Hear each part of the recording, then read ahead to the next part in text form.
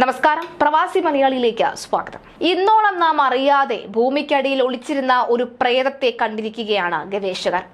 ഒമാനിലെ ഭൂമിക്കടിയിലാണ് നമ്മുടെ ഗ്രഹത്തിന്റെ ആകൃതി പോലും മാറ്റത്തക്ക ശക്തിയുള്ള ചൂടുള്ള മൃദുവായ പാറ ഉൾപ്പെടുന്ന ഈ പ്രേതപാളി മറഞ്ഞിരിക്കുന്നത്.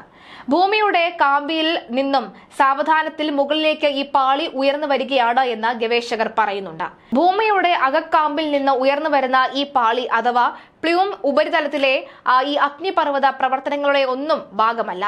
ഭൗമോപരിതലത്തിൽ വിള്ളലുകളോ തകർച്ചയോ ഉണ്ടാക്കുന്നില്ല എങ്കിലും ഭൂമിയുടെ മധ്യഭാഗം വരെയുള്ള താപം, മർദ്ദം, ചലനം എന്നിവയുടെ പരസ്പര പ്രവർത്തനത്തിൽ ഇത് സുപ്രധാനമായ പങ്ക് വഹിക്കുന്നുണ്ട്.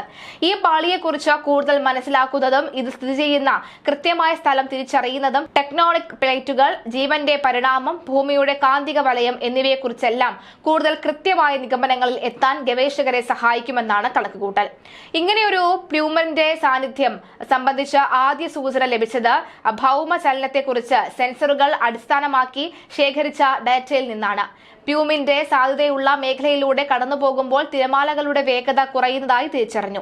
ഭൂമിക്ക് താഴെ ചൂടുള്ള മൃദുവായ പാറകളുള്ളത് മൂലമാവാം ഇതെന്നാണ് നിഗമനത്തിൽ പറയുന്നത്. ഭൂമിയുടെ കാമ്പിനെയും മാന്റിലിനെയും വേർതിരിക്കുന്ന അതിർത്തിക്ക് സമീപം ഭൗമ ഉപരിതലത്തിൽ നിന്നും ഏകദേശം 2890 കിലോമീറ്റർ താഴെ നിന്നുമാണ് ഈ പ്ലൂമ ആരംഭിക്കുന്നത്. ശേഖരിച്ച ഡാറ്റ പ്രകാരം പ്ലൂമിന് ഏകദേശം 200 മുതൽ 300 കിലോമീറ്റർ വരെ വ്യാസവും ചുറ്റുമുള്ള മാന്റിലിനേക്കാൾ 100 മുതൽ 300 ഡിഗ്രി സെൽഷ്യസ് വരെ അധിക ചൂടും ഉണ്ടാകാൻ സാധ്യതയുണ്ട്. അതായത് ഇത് താരതമ്യേന ചെറുതും കേന്ദ്രീകൃതവുമായ ഒരു പാറക്കെട്ടാണ് എന്ന് അനുമാനിക്കാം. ദശലക്ഷക്കണക്കിന് വർഷങ്ങളായി ഈ പ്ലൂമ നിലനിൽക്കുന്നുമുണ്ട്. ഏകദേശം 40 ദശലക്ഷം വർഷങ്ങൾക്ക് മുമ്പ് ഇന്ത്യൻ ടെക്ടോണിക് പ്ലേറ്റിന്റെ ചലനത്തെ സ്വാധീനിച്ചതും ഇതേ പ്ലൂം തന്നെയാണെന്നാണ് കരുതുന്നത്. സമാനമായ പാളികൾ ലോകത്തിന്റെ പല ഭാഗങ്ങളിലും ഭൂമിക്കടിയിൽ മറഞ്ഞിരിക്കുന്നുണ്ടാവാമെന്നും ഗവേഷകർ കണക്കുകൂട്ടുന്നുണ്ട്.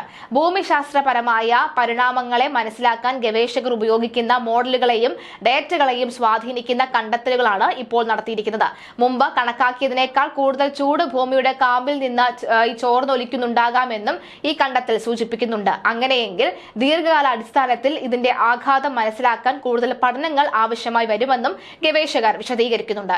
Earth and planetary science letters ആണ് ഗവേഷണം സംബന്ധിച്ച വിവരങ്ങൾ പ്രസിദ്ധീകരിച്ചിരിക്കുന്നത്.